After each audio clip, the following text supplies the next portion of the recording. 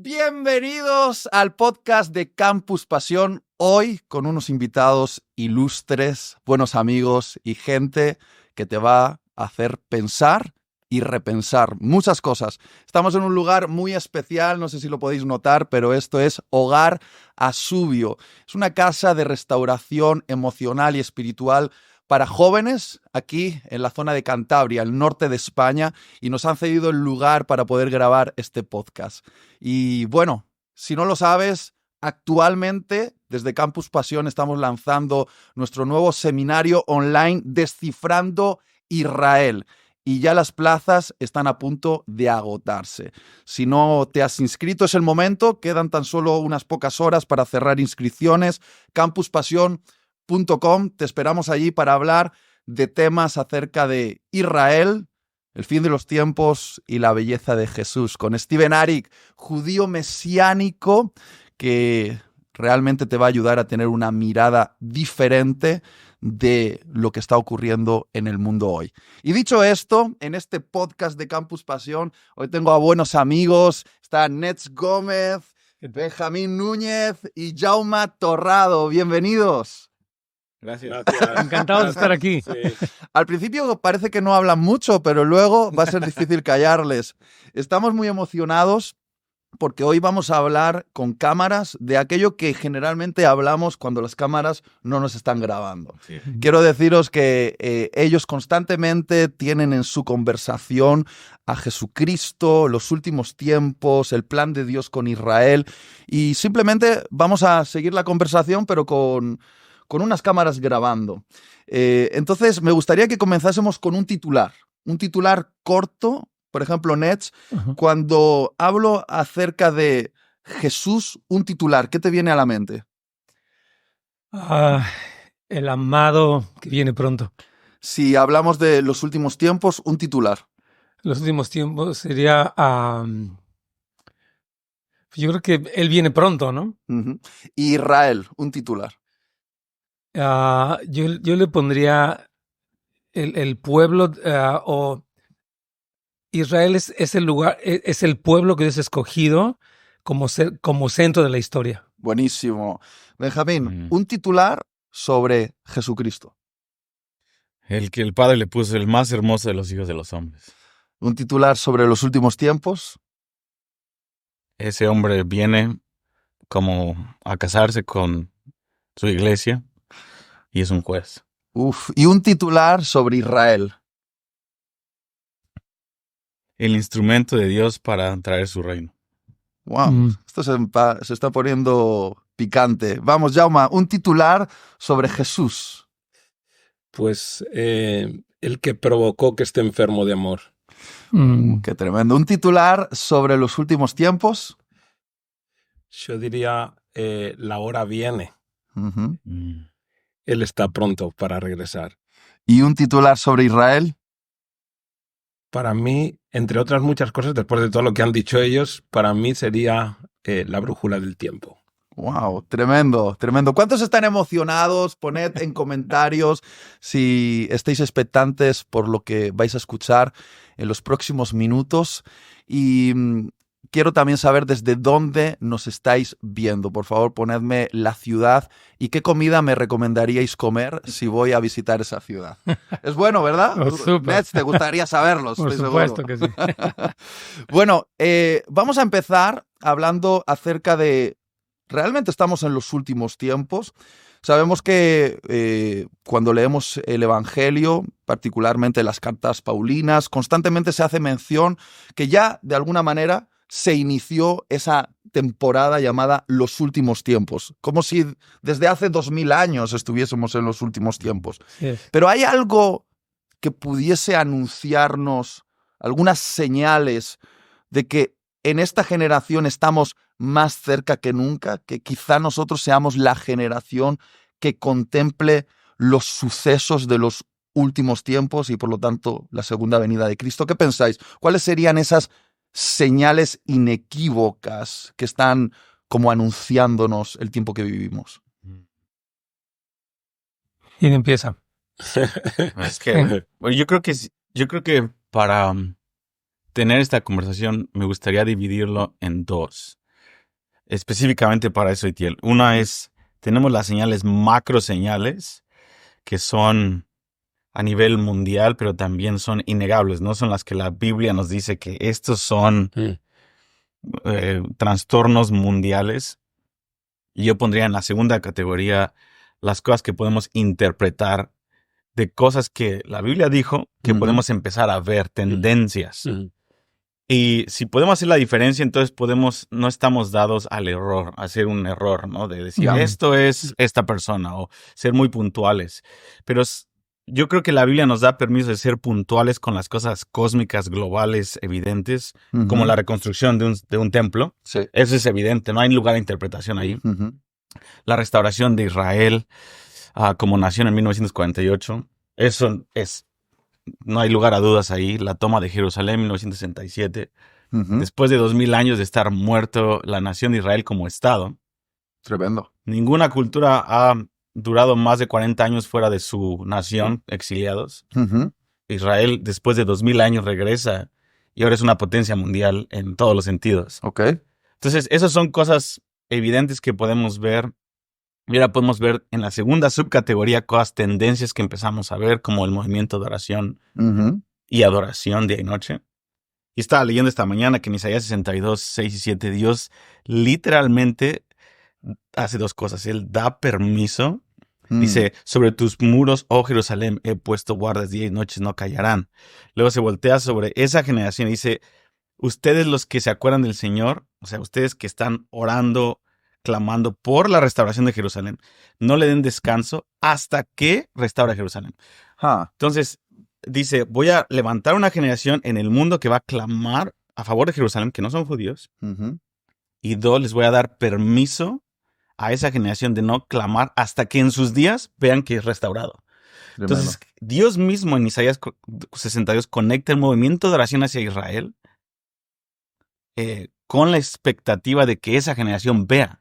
No tienen permiso de callar hasta que Él pone a Jerusalén como alabanza en la tierra. Tremendo. Entonces, esas son algunas de las señales que podemos empezar a ver. Entonces, como por tomar todo lo que acabas de decir, estás apuntando que algunas de las señales inequívocas de que nos acercamos a la segunda venida de nuestro Señor Jesucristo tienen mucho que ver con lo que ha acontecido con Israel. El regreso de los judíos a su tierra de origen, el establecimiento de la nación de Israel en 1948, la toma de vuelta de Jerusalén, que fue en 1967, ¿verdad? Sí. La preparación, ese anuncio de la intención de construir un tercer templo. Estás apuntando a estas señales como cosas que hace un siglo atrás no estaban sobre el escenario. No existían, era todo simbólico porque no existía Israel. Hablemos brevemente del simbolismo. Es decir, antes de que Israel volviese a establecerse como nación, muchas de las profecías que parecía que apuntaban a ciertas cosas que debían suceder allí eran interpretadas de manera simbólica. Entonces, de alguna manera, lo que vivimos en 1948 catalizó el cumplimiento de las profecías como en ninguna otra generación. Hablemos un poquito de esto, por favor. Claro, porque yo creo que si hablamos de Israel, cuando la Biblia menciona a Israel en los últimos tiempos y no había una nación como tal por tantos años, era como que, ¿dónde quedó eso? Entonces, obviamente te puede hacer un simbolismo, pero en el momento que se reconstituye como nación, entonces todo toma un sentido, lo que se ha dicho, ¿no? Como que el reloj profético se detuvo por un tiempo y cuando se unen como nación, cuando queda la nación establecida, como que se echa a andar nuevamente ese reloj profético y entendemos que hay como una señal inequívoca, lo que tú decías, de que lo que Dios dijo en torno a Israel en el centro del plan de Dios de los últimos tiempos no era algo simbólico, era algo literal. Es uno de los problemas que hemos visto, ¿no? Que en la interpretación de los eventos del último tiempo ha habido mucha alegoría a veces en cosas, cuando muchas de las cosas son literales, y específicamente Israel en el centro de la profecía nos hace darnos cuenta que sí, que se trata de que Dios tiene un plan con Israel, que Dios no ha desechado a Israel y que se encuentra en el centro. Por eso lo que sea Benjamín, específicamente de Isaías 62, cuando habla de una intercesión hasta que Él restablezca a Jerusalén y la ponga por alabanza de toda la tierra. Y yo creo que esas señales sí son inequívocas, porque sí se ha dicho por mucho tiempo que ya viene, se han dado obviamente fechas equivocadas, pero en esta ocasión hay cosas que son mucho más notorias, evidentes, de que no se trata de un paralelismo ni de una idea, sino de señales muy claras y de profecías que se están cumpliendo. Bueno, tenemos que entender, obviamente, que nuestros hermanos en la fe, gente mucho más inteligente que nosotros, sin ninguna duda, los padres de la Iglesia en los primeros siglos, se vieron obligados de alguna manera a interpretar esas profecías de manera simbólica, porque en el año 70 de nuestra Fue era, destruido, claro. Israel, Jerusalén particularmente, fue destruida, los judíos esparcidos, pero en 1948 algo pasa, algo que podríamos decir que fue milagroso, porque Benji ha hablado un poquito de esto, de qué nación ha sido capaz de resistir a un exilio de siglos sin perder su cultura, su lenguaje, su historia. Y en el momento más oscuro del siglo XX, en el momento donde un movimiento nazi literalmente mató a 6 millones de judíos, y estamos hablando de que probablemente aniquiló a más del 50% de los judíos que estarían sobre el planeta Tierra. Sí. No tengo los datos exactos. Cuando parecía imposible que eso fuese a ser un momento que catalizase un milagro, ocurrió el milagro de que después de la Segunda Guerra Mundial, Israel regresa a su tierra, los judíos empiezan esto que se conoce como el regreso, ¿no? a la tierra. Entonces, ¿cómo es? Aliyá. La Aliyá. Entonces, de repente, en 1948, muchos que estudian las profecías empezaron a decir, cuidado, que quizá no es algo alegórico, no es algo simbólico, esto se puede interpretar de manera literal. ¿Algo más que añadir acerca de esto, Jaume? Yo diría que también yo creo que es bueno, ¿no?, ver la necesidad de que la Iglesia sí empezaba a ver en ese tiempo que el reloj profético estaba en marcha, o sea, no se había parado. Y yo creo que esa necesidad de interpretar, o sea, es como que es una necesidad de ver que el reloj no se ha parado, pero de ver que no era posible su cumplimiento tal como lo veíamos literal en la Escritura. Claro, cuando Israel regresa y cuando Jerusalén vuelve a estar en parte en ese control por manos de Israel, es como que hay una apertura para decir, vamos a tratar de leer otra vez de nuevo y vamos a buscar la literalidad de la Escritura en el relato profético, porque ahora sí se puede cumplir, ¿no? Claro, ha costado mucho y le está costando mucho a la Iglesia esto, que no es una cuestión de discutir en el tema teológico, pero la forma de leer hoy la Escritura, ahora podemos aceptar la lectura literal de los hechos proféticos porque ya hay posibilidad de su cumplimiento, tal como lo dijo Jesús, ¿no? Entonces, esto creo que, como que si somos sinceros y tratamos de no leer la Escritura desde una interpretación teológica ya establecida, sino con la libertad de poder leer de nuevo la Escritura, con esa apertura de entendimiento de que puedes leerlo literal, porque ahora literalmente se puede ver su cumplimiento, es como que tu corazón se abre. Y de hecho, al menos para mí, ¿no?, que he hecho esa transición de volver a leer, es decir, voy a sacarme mis gafas de ese entendimiento de la Escritura ya como ya hecho, ¿no? O sea, sino que voy a leer la Escritura para leer literalmente lo que la Escritura dice sobre ese cumplimiento de los tiempos y especialmente sobre Israel como el centro de la historia, ¿no? Como Israel como el reloj, la brújula que nos marca el cumplimiento. Y creo que esto es lo que Dios está haciendo en la Iglesia en muchos lugares. Hay mucho creyente hoy y que abiertamente dice, oye, voy a volver a leer otra vez, voy a volver a leer el relato, voy a volver a leer otra vez qué dijo y por qué no verlo ahora literal como él dijo que iba a ocurrir. Y creo que eso está trayendo un despertar porque cuando la Escritura dice que de repente, ¿no?, quien comienza a ver esta esperanza su corazón solo anhela una cosa, empieza a purificar su corazón porque quiere oír con claridad y ver lo que va a venir. Entonces, yo creo que hay un despertar general en la iglesia, en cualquier lugar del mundo, de gente que está tratando de decir, oye, podemos leerlo de nuevo y podemos verlo ahora en su cumplimiento literal, ¿no? Yo creo que esa es una realidad que estamos ahora observando. No quiero cerrar abruptamente el tema de Israel. Luego lo vamos a tratar con un poquito más de profundidad. No sé si queréis decir algo más sobre esta señal, vamos a llamarlo la señal de Israel, pero me interesa saber si hay otras señales también, porque Benjamín estaba hablando de diferentes niveles, ¿no?, de señales.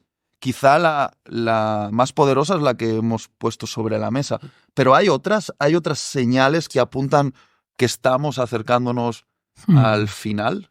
Hay dos grandes negativas, hay como 15 tal vez, Ajá. pero dos que no hay lugar a dudas. Una es el antisemitismo. Las naciones se están preparando para tomar una decisión. Joel 3:14 lo llama el Valle de la Decisión. Dice, las naciones en el Valle de la Decisión. Y está Joel 3, después del derramamiento del Espíritu Santo, que es el clásico capítulo de en aquellos días derramaré mi Espíritu sobre toda carne. Y habla de 3 generaciones llenas del espíritu de profecía. Termina el versículo 32 diciendo, todo eso va a llevar a que todo aquel que invoque el nombre del Señor será salvo y habrá gran salvación en Jerusalén, mi santo monte. Entonces habla de que voy a derramar mi espíritu. Eso va a dar como consecuencia la salvación de gente judía en Israel, judíos y gentiles. Y después el siguiente capítulo habla de cómo va a haber las naciones se van a juntar para empezar a maltratar a judíos dentro y fuera de la tierra, que concuerda con Zacarías 14, que dice que aún la mitad de Israel va a ser saqueada, que las naciones, dice, todas las naciones se van a juntar alrededor de Jerusalén para saquearlo. Terrible. Entonces nos estamos preparando ahí. Estadísticamente, hay más antisemitismo ahora en las universidades. Los de menores de 25 años de edad son más antisemitas que los jóvenes o toda Alemania nazi. Hay más antisemitismo ahora que en los años 30, cuando empezaron en 33 con Hitler, al 38, antes de que empezara el Holocausto en el 39. Toda Alemania nazi, que es como un ejemplo a seguir de antisemitismo, no se compara con lo que hay en la expresión mundial. Sobre todo después de todo este genocidio que hubo en 7 de octubre del año pasado. Entonces, eso en sí es un alineamiento global que está, y ni siquiera está dirigido por el Islam.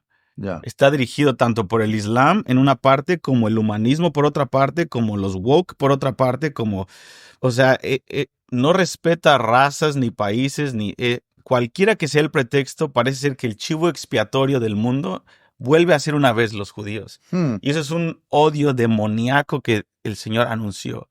Y el segundo que yo pondría ahí como un respaldo, que es a segunda categoría de señal negativa, vemos en Daniel capítulo 10 que cuando Daniel empieza a contender por 21 días porque Zorobabel y Josué terminan la construcción del templo después de regresar de Babilonia, dice que se levanta el príncipe de Persia y después el príncipe de Grecia viene, pero el arcángel Miguel le dice, se tiene que levantar el arcángel Miguel, pero un ángel le dice, y después el príncipe de Persia va a regresar. Persia es Irán. Y por 2300 años, Persia o Irán no ha sido una potencia mundial hasta ahora. Yeah. Es una potencia mundial y que es el que está liderando todo el antisemitismo y terrorismo contra Israel. Entonces, en sí es una señal y un prodigio espiritual de que una vez más una nación que fue prometida que se iba a levantar una vez más, se está levantando como el líder antisemita con una amenaza nuclear contra Israel. Eso para mí me llama la atención. Sí. De que ángeles bajaron del cielo para anunciarle no nada más a Daniel de su generación, sino de la última generación. Tremendo. Entonces, estamos viendo este mover espiritual también contra Israel. Me parece interesante y marco esto porque quizá muchos de los que nos están viendo viven allí, en América. La mayoría, porque es donde está el mayor número de hispanohablantes. Y muchos viven con esa idea de que América es como el centro del mundo y que las profecías de la Biblia pues en realidad están hablando de Estados Unidos. Y mucha gente cree esto. Hay denominaciones, no voy a decir cuáles, que prácticamente ponen a Estados Unidos como si fuese el centro de la profecía y la que va a determinar el rumbo de los últimos acontecimientos. Pero lo que nos está diciendo Benjamín, y creo que estamos de acuerdo aquí, es que el centro, el foco, es ese lugar y esa gente que conocemos como Israel y todo lo que ya ha acontecido ahí y todo lo que va a acontecer ahí. Y de alguna manera es como el eje central que conecta todos los puntos. Y es cierto que en la periferia puede estar Estados Unidos, puede estar Rusia, puede estar China, puede estar incluso España. España podría estar por ahí.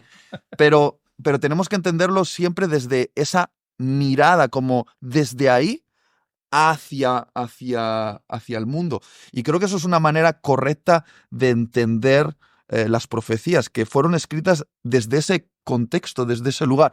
Un típico ejemplo es cuando hablamos de por ejemplo, la imagen en el sueño de Nabucodonosor, con las diferentes naciones que se iban a imponer sobre Israel.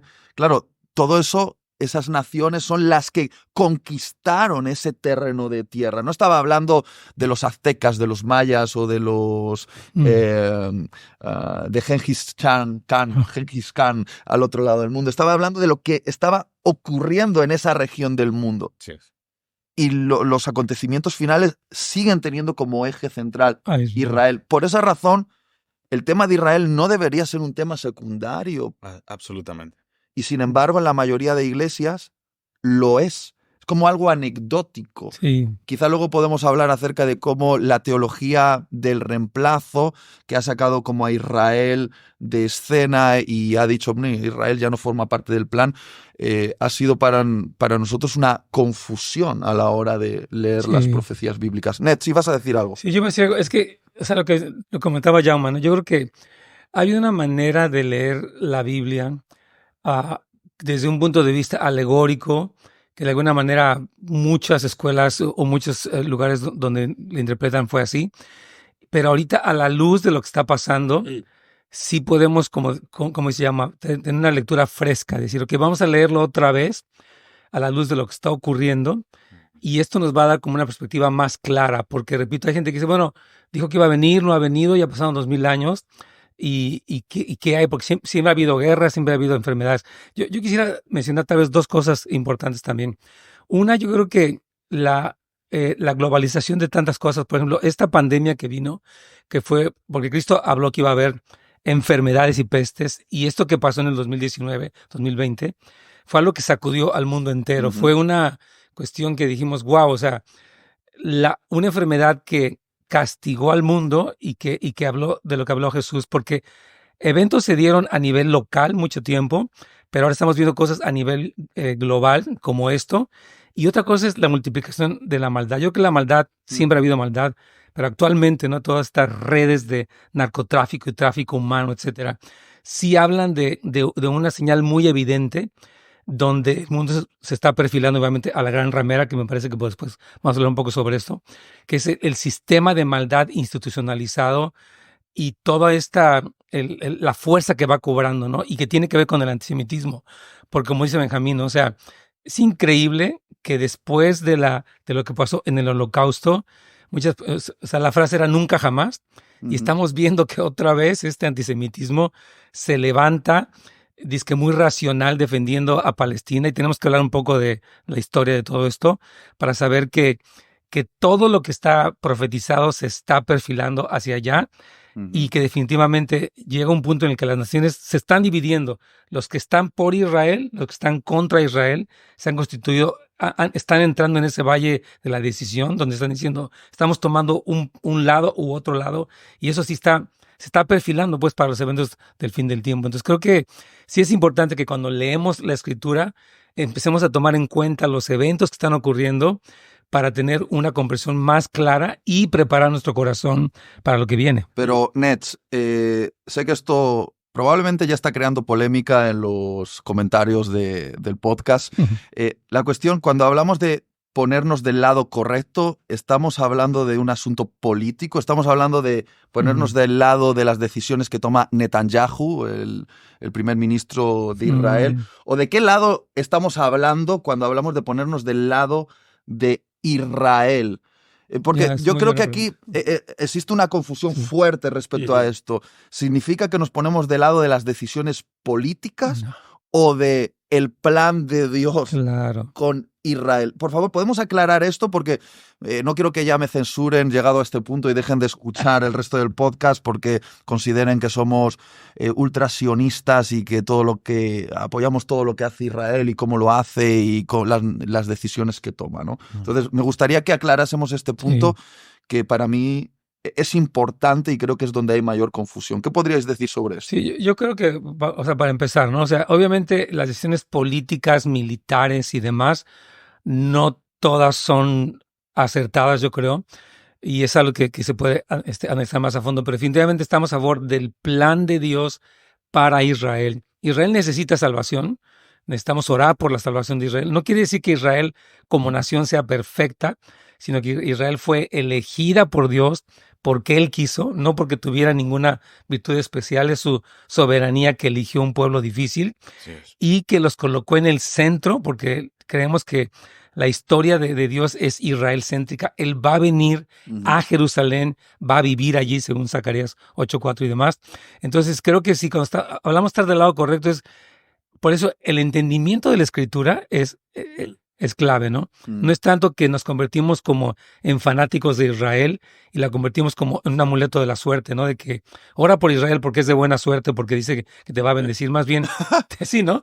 Ten el entendimiento de lo que Dios quiere hacer en Israel, de acuerdo con la Escritura, y ponte a orar a favor de eso, con un balance, porque no se trata de judaizar, no se trata de volver a la ley, no se trata de todos tener nuestra kipa o yarmulke o como sea, sino más bien de entender qué está haciendo Dios y unirnos a la historia de Dios. Y uno de los temas fuertes es el antisemitismo, ¿no? O sea, en medio de la oposición tan grave para Israel, que puede en algún momento dado decir, no, es que están matando mucha gente, la reacción fue desmedida o lo que sea.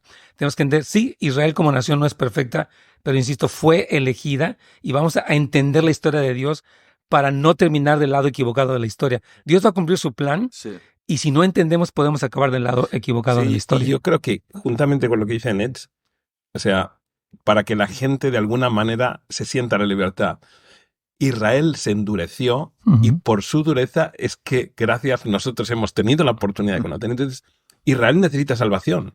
Necesita tanta salvación como la necesitamos nosotros. El evangelio tiene que ser predicado y tiene que ser predicado también al pueblo judío. O sea, no es que Israel sea perfecta ni que tome decisiones correctas, no todas las decisiones, pero como decía Nets, o sea, hay una diferencia entre el cumplimiento del plan de Dios y alineados con ese cumplimiento y otra es las decisiones que puedan tomar los gobiernos o las personas que necesitan tener una experiencia de salvación. Sabemos que ese momento va a llegar y sabemos que estamos provocando de alguna manera nuestro amor a Dios y nuestro amor por Israel tiene que provocar el corazón del pueblo judío también, ¿no? Entonces, yo creo que es muy importante este aspecto, ¿no?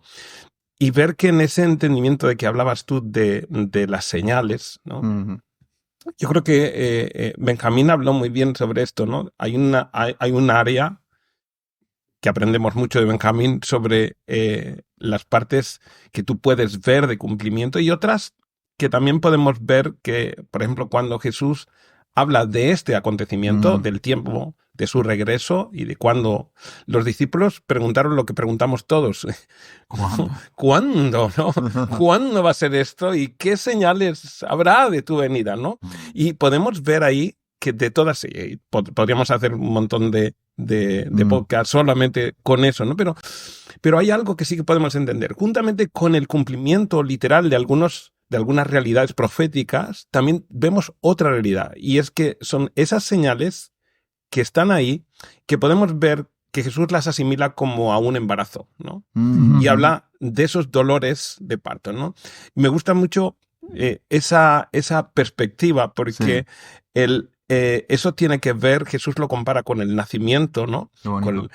Y tiene que ver, si tú lo comparas, no solamente con el nacimiento, sino cómo llega a ese nacimiento, ¿no? Esos dolores que hablas, esos dolores previos, ¿no?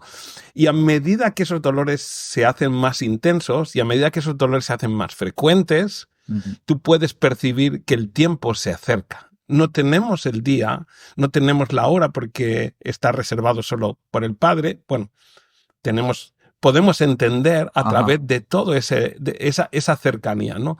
Y yo creo que eso también nos puede ayudar. Por un lado, el cumplimiento profético de acontecimientos. Por otro, lo que decía Benjamín, esa interpretación de cosas que están pasando. Sí. Por ejemplo, el gran engaño en el que la cristiandad está siendo sometida. Esta es una realidad que sí que lo hemos visto a través de la historia. Pero si tú miras y no hemos visto desafíos tan grandes hacia la fe y hacia la pureza de la Escritura desde la Reforma. Porque la Reforma trae una recuperación de la verdad. Sí.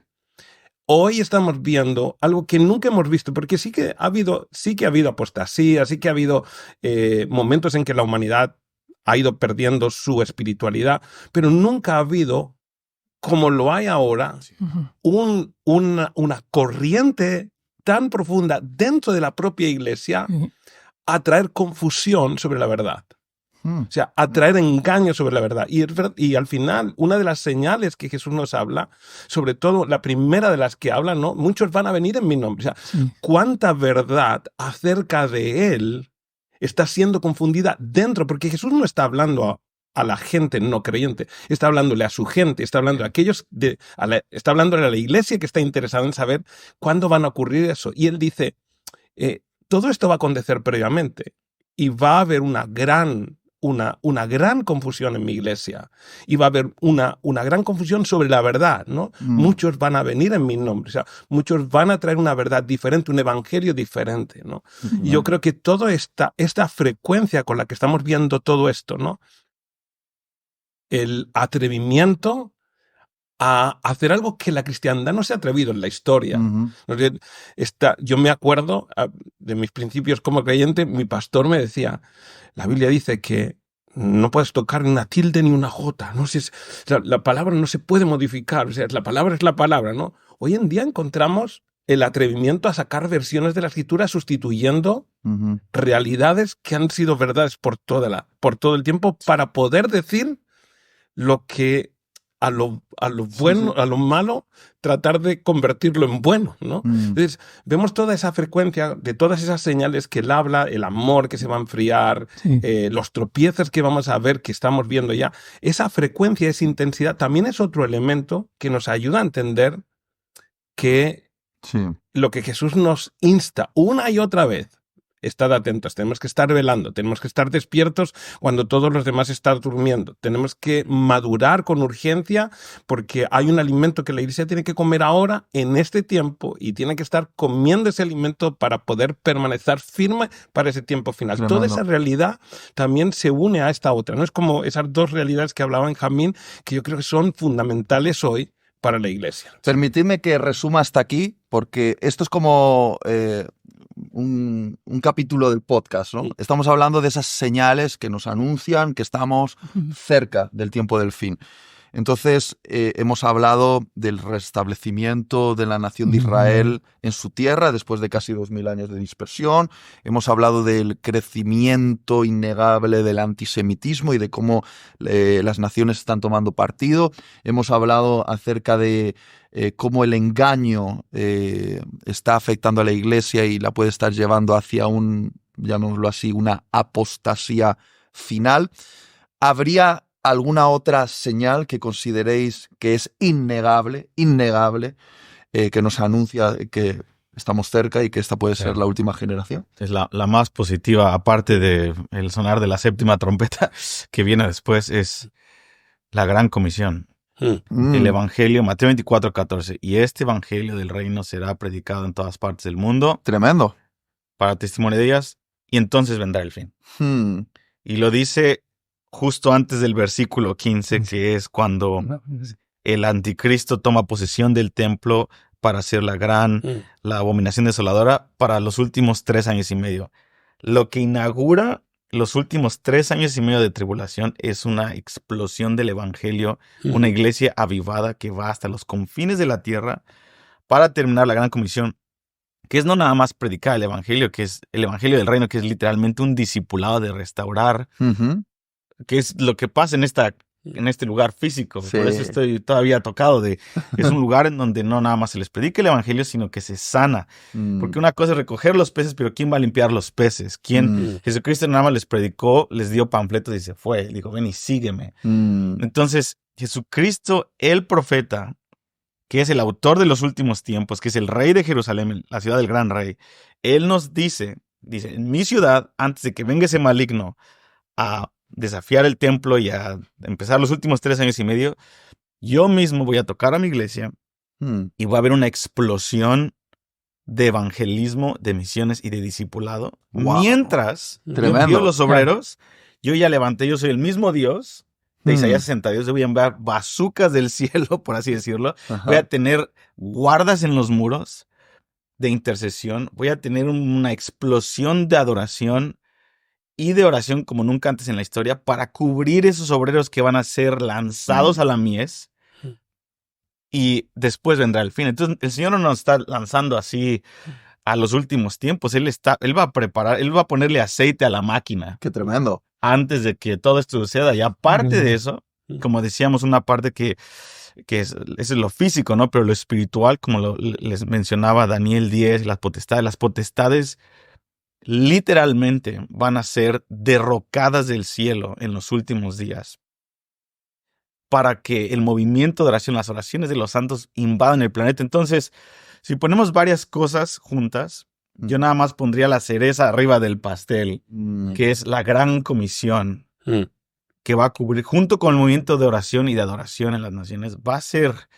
la narrativa de todo lo que vamos a presentarle a las naciones al final de la era. Hermoso. Y hay una inquietud sobre eso.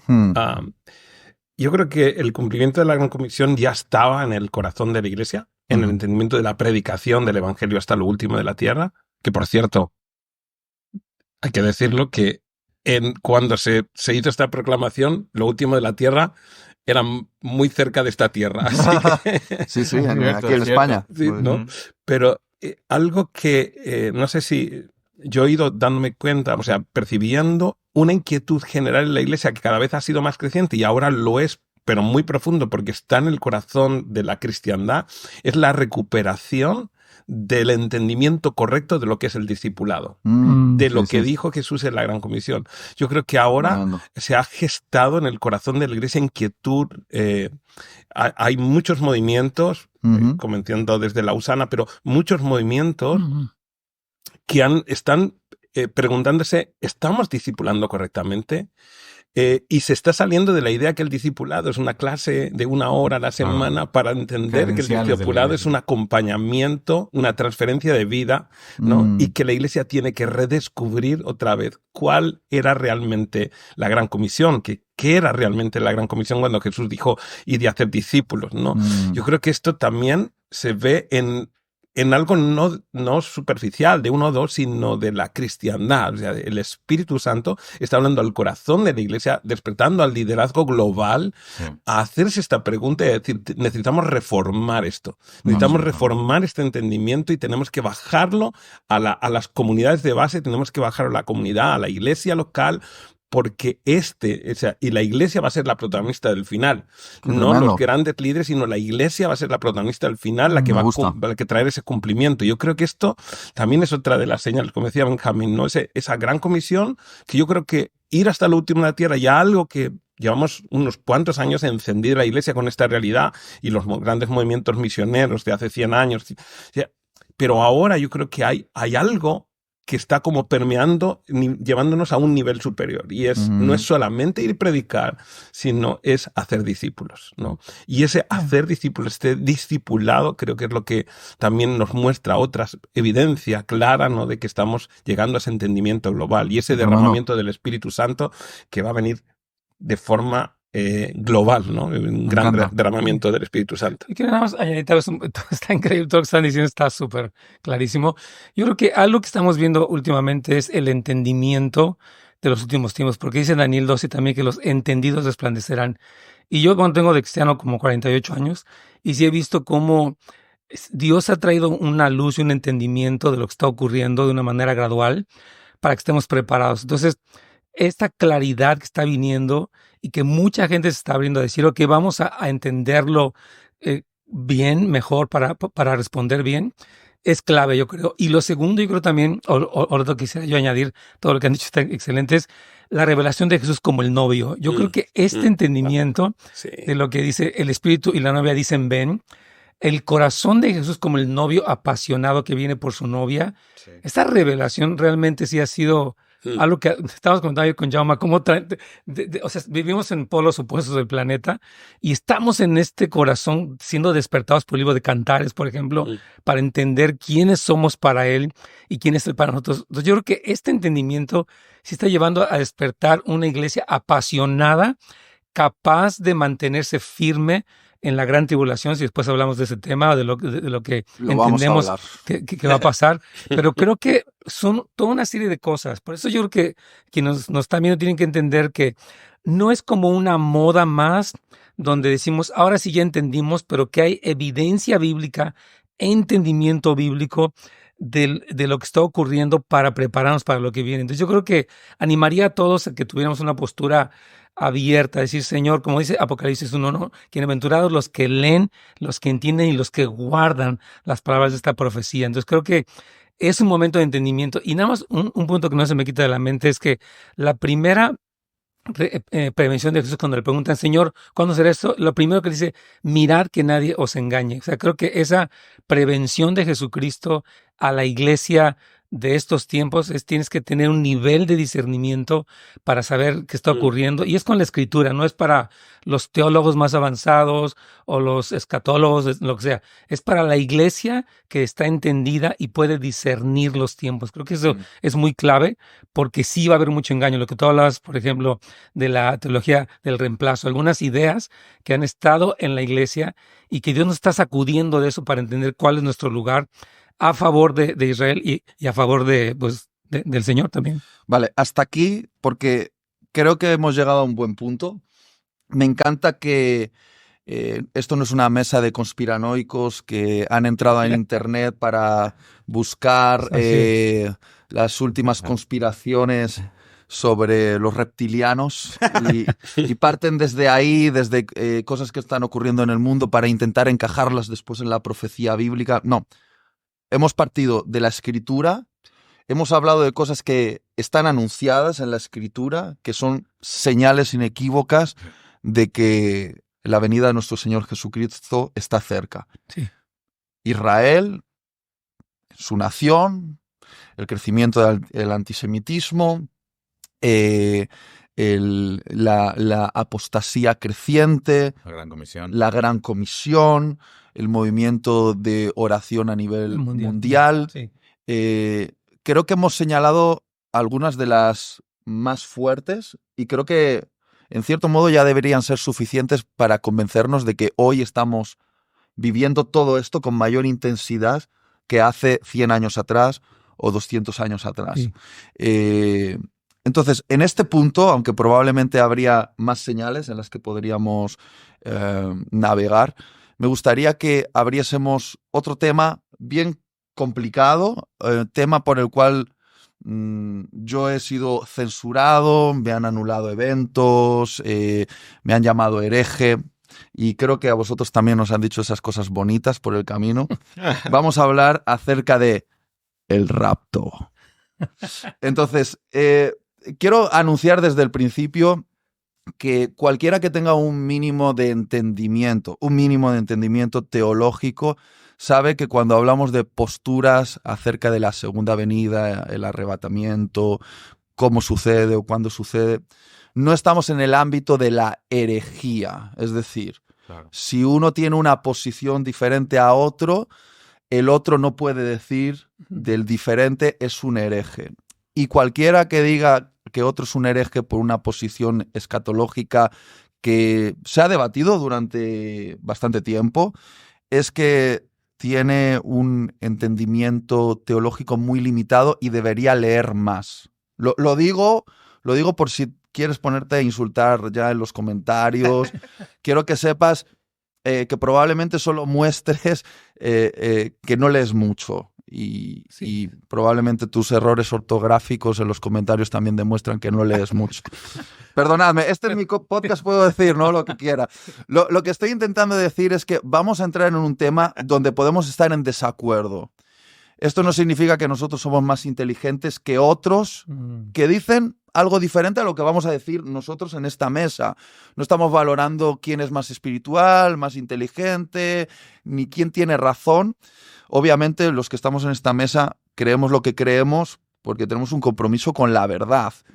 Y si creyésemos que estamos equivocados, pues no creeríamos esto, ¿no? Pero respetamos quien tiene otro convencimiento. ¿Os vale esto como introducción? Sí, ¿vale? ya hemos incendiado las redes. Ya hemos incendiado las redes. Entonces, hablemos del tema. Vamos a hablar acerca del rapto y de lo que nosotros consideramos en esta mesa que es una confusión de términos. Entonces, empezaría por lo evidente, ¿vale? Por la pregunta polémica. ¿Los de esta mesa creéis en el rapto secreto? Solo responderme con un sí o un no. Nets, ¿tú crees en el rapto secreto? No, o sea, el rapto es un evento muy claro que viene después de la gran tribulación y que va a ser evidente en lo que se llama la procesión triunfal de Cristo por las naciones. Podemos hablar un poquito más. Dejémoslo ahí, solo quiero un titular. Benjamín, ¿tú crees en el rapto secreto? No. No. Ok. Jaume, ¿tú crees en el rapto secreto? Creo en el rapto bíblico. Bueno, yo me apunto a esa definición. Yo creo en el rapto bíblico. Ok, me encanta. Partamos desde aquí. Creemos en el rapto bíblico o el concepto quizá más específico sería en el arrebatamiento tal como está descrito en la Biblia. ¿Podríais ayudarnos a desmontar ciertos mitos acerca de este asunto y a establecer ciertas verdades acerca de este asunto? Quizá yo partiría por el hecho del mito que es la gran confusión de dividir la segunda venida como en dos episodios. Uno que se ha conocido como el rapto secreto, que puede ocurrir en cualquier momento sin previo aviso. En este mismo momento, ¡pum!, podríamos irnos y en este podcast solo quedaría nuestra ropa.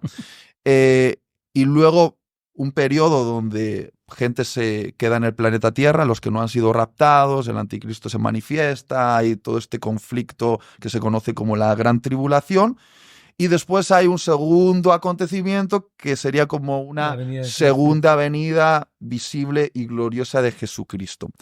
Entonces, ¿es este el panorama que la Biblia nos describe acerca de la segunda venida? ¿O hay algo que no estamos entendiendo bien acerca de esto? A mí me gustaría, para contestar eso, poner... Bueno, el que va a venir es Jesús. ¿Por qué no dejamos que Jesús nos explique cuál es el parámetro? Entonces, Mateo 24, 29. Para mí es, una vez más, Jesús no está... Bueno, todo lo que diga Jesús, aunque sea de otra persona, es correcto. Pero él está describiendo su propia venida. Dejemos que él nos ponga el parámetro y de ahí sale, ¿no? Mateo 24, 29 dice: e inmediatamente después de la tribulación, en aquellos días, dice después, él ya es post-tribulacionalista. Jesús es: el sol se oscurecerá, la luna no dará su resplandor, y las estrellas caerán del cielo y las potencias de los cielos serán conmovidas. Entonces, aquí está por describir el rapto, Jesús mismo, su rapto, él es el que lo organiza, su propia fiesta.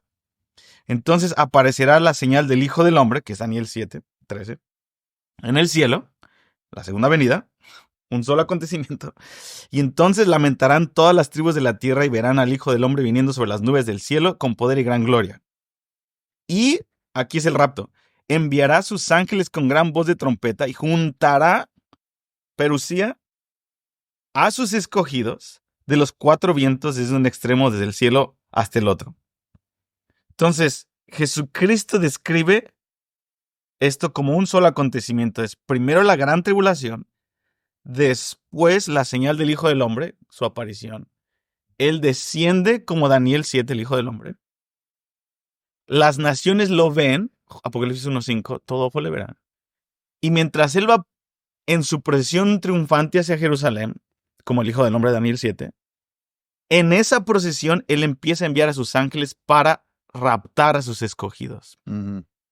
Y si le hacemos un apéndice, 1 Corintios 15:52, Pablo le añade lo que pasa en ese arrebatamiento, que es que en un abrir y cerrar de ojos, cuando lo vemos en el cielo, en su procesión, somos transformados en un abrir y cerrar de ojos. El arrebatamiento no es en un abrir y cerrar de ojos.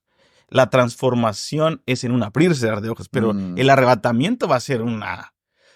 O sea, si la Biblia lo describe en Ezequiel y en Jeremías como algo que va a ser tan tremendo que ni nos vamos a acordar de lo que Dios hizo en el Éxodo, cuando sacó al pueblo de Israel, eso no fue un rapto. Fue un acontecimiento para probar un punto de quién es el Dios de dioses. Ujú. Entonces, cuando el Señor aparezca como un hombre en el cielo, que ningún hombre, cualquier hombre puede engañar y decir lo que quiera, pero nadie puede venir del cielo. Puede haber un anticristo y decir fuego del cielo, lo que quieras, señales y prodigios, pero un hombre que baje del cielo y que él comande a los ángeles para sacar a los muertos de entre los sepulcros y los que estemos vivos arrebatarnos con los ángeles en las nubes mientras él va caminando hacia Sion y nos va transformando con un cuerpo glorificado. Entonces, esa es la procesión de Jesús mismo y para mí es el marco a seguir. Todo lo que salga de esto es una mala interpretación de mi escatología. Entonces tenemos que dejar que Jesús nos dé el marco, las reglas de dónde podemos meter los versículos, en vez de tratar de meter a Jesús en nuestros versículos. Sí. Luego os voy a hacer las preguntas difíciles acerca de esto, pero quiero daros tiempo a Jaume y a Ned también para desarrollar lo que habéis dicho en titular. Es que yo creo que algo que sucede es que la iglesia ha tenido la idea de que como escapista, o sea, como que no nos va a pasar nada malo, entonces por lo tanto no puede ocurrir sino antes de la gran tribulación. Y yo digo, bueno, la iglesia actualmente en el mundo es perseguida y torturada, o sea, y la iglesia a lo largo de la historia, por 20 siglos, ha sufrido.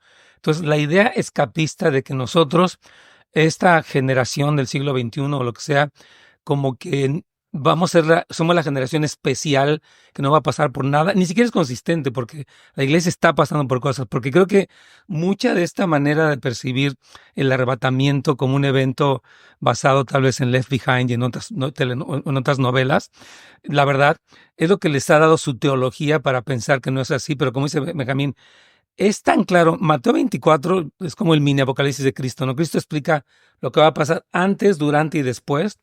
Y habla un poquito de los días de Noé, que también después podemos hablar de eso, pero es muy claro y por eso decíamos hace un momento, vamos a leer la Biblia desde una perspectiva más bíblica, o sea, más realista que idealista. O sea, yo no quiero que sea así, por lo tanto no puede pasar así. Cuando tú lees Apocalipsis, por ejemplo, 7:9, y que buena multitud de todas las naciones, eran millares y millares que nadie podía contar, dice, ¿quiénes son estos? Dice, ellos son los que han salido de la gran tribulación. Eran los santos de todas las naciones, tribus, pueblos y lenguas que escaparon, pasaron por ella, pero salieron cantando en victoria, en alabanza. Entonces, creo que este tipo de entendimiento tan sencillo nos hace descartar algunas ideas preconcebidas que nos vienen no de la Biblia, nos vienen de otras novelas o cosas que nos han hecho creer algo que no es bíblico. Por eso creo que es muy importante regresar al texto, como decía Benjamín, léelo sencillo, léete Mateo 24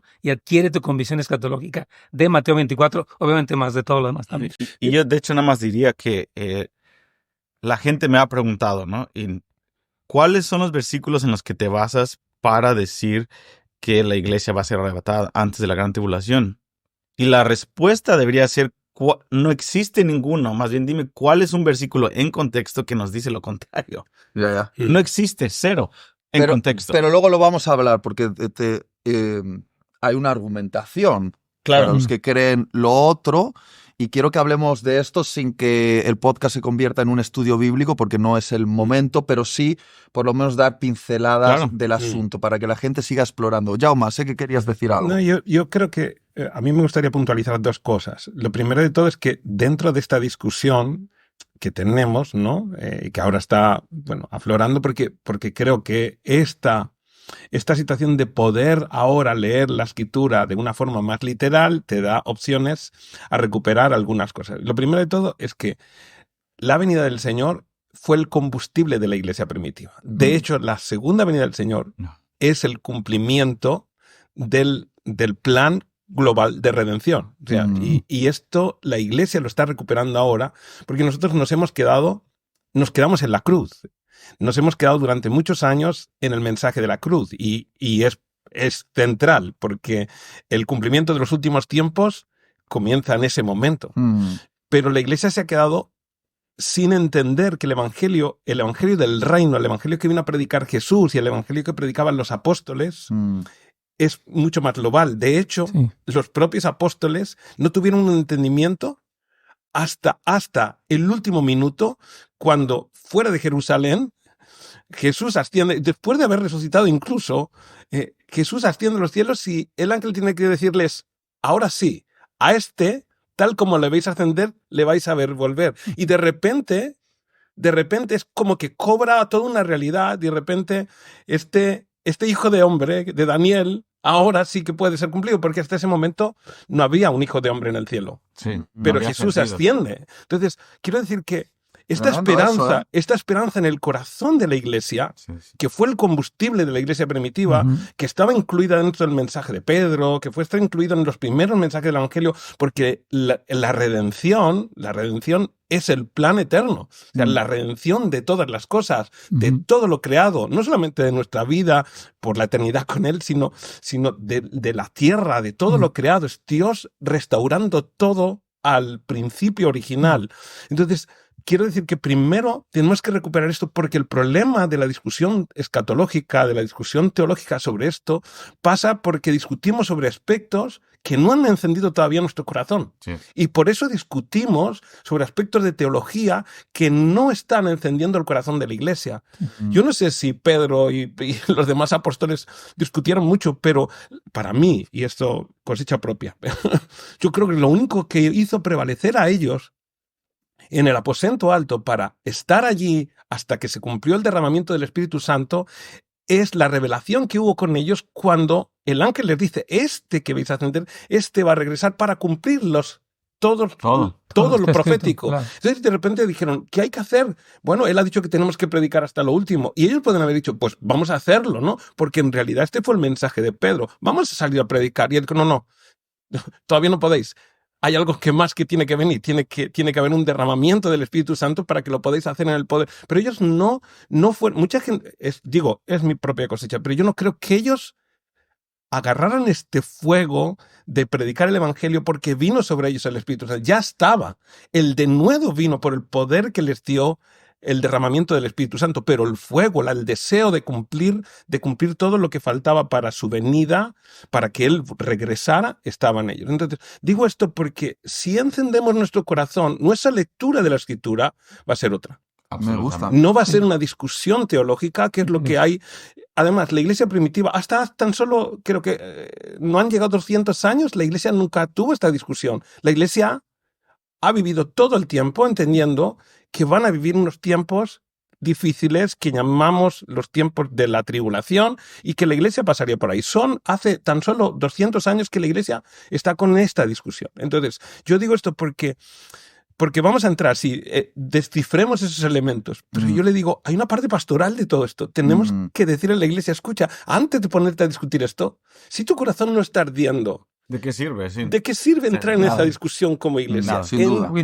Esta es la esperanza de nuestra. Es que Cristo va a regresar. Vamos a verle regresar, vamos a verle reinar, vamos a verle destruyendo el imperio del mal, vamos a verle destruyendo a Satanás, vamos a verle 1000 años restaurando la creación. Yo me quiero ver allí. Quiero ver cómo Jesús restaura todo lo creado. La nueva Jerusalén, el Edén regresa al Padre otra vez con nosotros. Creo que eso es lo que tiene que encender nuestro corazón, porque nuestra discusión después va a ser una discusión como mucho más abierta, ¿no? Total. Entonces, gracias por ese aspecto pastoral que creo que es muy, muy valioso y que nos sitúa nuestro corazón en la posición correcta, Así es. que es anhelar, me ha gustado esta frase que has dicho, anhelar ver a Jesús regresar. En el rapto secreto el problema es que no se ve. Exacto. No desaparecen. Y hablando de los elementos, Sí es. digamos así, ya más físicos, más teológicos, ¿no? Por ejemplo, las dos palabras que se usan, parousia y apántesis, ninguna de las dos habla de nada que sea secreto. Parousia es un elemento extravagante. Sí es. Representaba la venida de alguien grande. Ajá. Y apántesis, cuando habla de recibir a Jesús, está hablando de un término que para ese tiempo era muy comprensible. Era cuando alguien venía de una gran victoria o alguien venía a entrar en una ciudad, se salía, todo el séquito salías fuera para recibirle, para que entrara. O sea, en ningún momento vamos a encontrar en la escritura que dice, vamos a recibirle, nos vamos un tiempo al cielo y vamos a esperar allí un tiempo con él, ¿no? En unas bodas. Eso textualmente no está en ningún lado. Podemos encontrar algunas fórmulas de que podemos llegar a interpretar o tratar de interpretar, pero en realidad lo que está hablando es un término claro. Es una venida visible, que es una parousia, es extravagante, y una apántesis, un recibimiento de él en las nubes para acompañarlo en su regreso. Hermoso.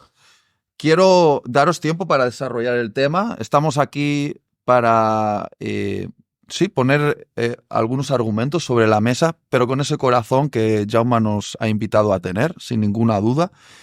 Y hablemos de, generalmente, dónde se encuentra el conflicto, porque los que tienen otra posición escatológica, me consta, muchos los conozco personalmente, son más inteligentes que yo. Mucho más inteligentes que yo. Y también están convencidos de que hay otra interpretación. Entonces, yo respeto mucho eso. Yo miro a mis hermanos que tienen una posición diferente, que creen en el rapto secreto y son fieles y amantes de Cristo y del Evangelio, y respeto esto. Pienso que están equivocados, pero puedo respetar a mi hermano aunque esté equivocado, 100%. aunque yo piense que esté equivocado. También él pensará que yo estoy equivocado. Y eso forma parte de nuestra relación del amor que nos cubre mutuamente, ¿no? Vale, entonces, dicho esto, que parece que siempre hay como que disculparse antes de entrar en el tema, y es por el miedo que nos han metido a veces en el cuerpo, porque tristemente algunas denominaciones han hecho de esto armas arrojadizas y han señalado a personas como herejes por creer una posición diferente. Y yo mismo me he visto envuelto en esas situaciones muy vergonzantes donde me han expuesto como hereje públicamente por no creer en el rapto secreto, anulándome eventos. Cosa que me parece impresionante, pero bueno, es otro asunto. Claro. Mis hermanos, que creen algo diferente, generalmente lo que hacen es tomar varios textos y creo que de ahí partimos de la gran confusión. Tenemos un texto en Primera de Tesalonicenses donde Pablo está describiendo ese momento que se conoce como el arrebatamiento y donde se está centrando mucho en el orden de primero van a resucitar los muertos, luego los que estén vivos serán arrebatados y estaremos con Jesús. Si tomamos ese texto aisladamente, podría parecer que ese concepto del rapto, tal como se describe, que ocurre de una manera secreta, sin una señal visible de la aparición de Cristo en el cielo, como que podría encajar ahí. Pero si tomamos todos los textos, y es lo que me gustaría hacer ahora, y los juntásemos como piezas en un puzzle, el puzzle construye una imagen diferente.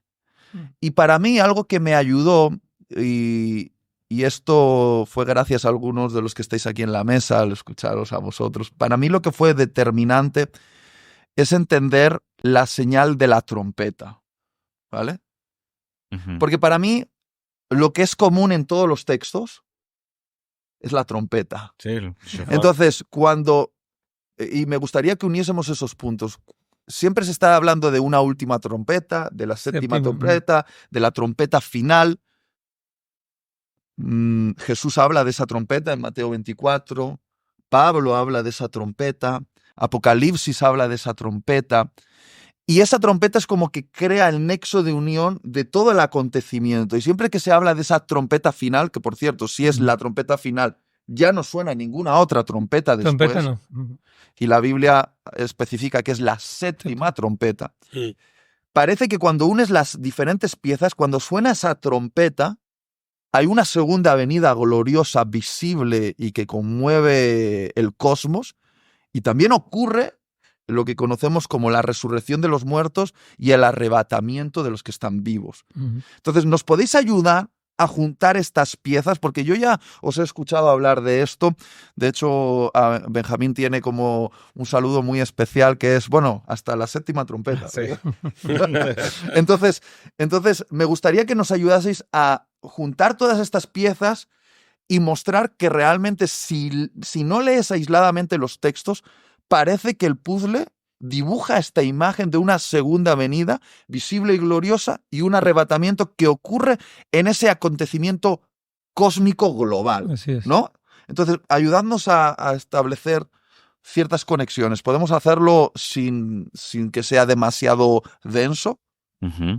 Es que 1 Tesalonicenses 4:15 no dice, pues les decimos esto por la palabra del Señor, nosotros que vivimos, que habremos quedado hasta la venida del Señor, de ninguna manera precederemos a los que ya durmieron. Versículo 16, porque el Señor mismo descenderá del cielo con aclamación, con voz de ángel y con trompeta de Dios, lo que decías. Los muertos en Cristo resucitarán primero, luego nosotros, los que vivimos y habremos quedado, seremos arrebatados juntamente con ellos en las nubes. Este es el término arrebatamiento. Dice en el aire, y así estaremos siempre con el Señor. Entonces, yo creo que o sea, tú dices algo, ¿no? Que sería bueno que lo lean bien, porque creo que muchas cosas vienen de ideas que se han escuchado, pero no necesariamente de la lectura concienzuda de pasajes que aparentemente dicen, porque hay otro que dice, ¿no? Que hasta ahora, muchos piensan esto, ¿no? Que cuando dice que hasta ahora hay quien detiene lo malo, entonces que cuando el Espíritu Santo se ha retirado de la tierra, que no existe ningún versículo que diga eso, entonces, según ellos se refiere a la iglesia que es retirada, entonces aparece el anticristo ahí, pero como decimos, no existe una consistencia bíblica, sino más bien un entendimiento parcial o superficial, yo diría, de un texto que no se ha leído, porque cuando yo leo este texto de Tesalonicenses 4, es muy obvio que es Mateo 24, es el mismo orden de los tiempos. Es Mateo 24, se conecta porque 100%. Lo que generalmente dicen, cuando yo llego a esta discusión, es Mateo 24 no está hablando de la iglesia, habla de los que se quedaron atrás.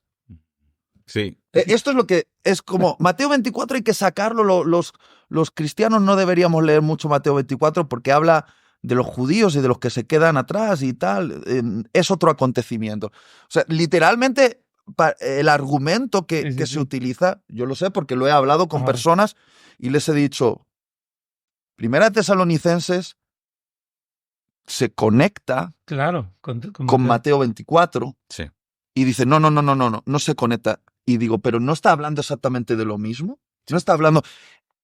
A ver, entonces ayudadnos, porque realmente hay gente que no cree que está hablando de lo mismo. Sí. Cuando dice que Él enviará a sus ángeles con un gran sonar de trompeta y reunirá de los 4 vientos del extremo. O sea, no está hablando de una cuestión local de Jerusalén, está hablando del extremo de la tierra, de un extremo al otro.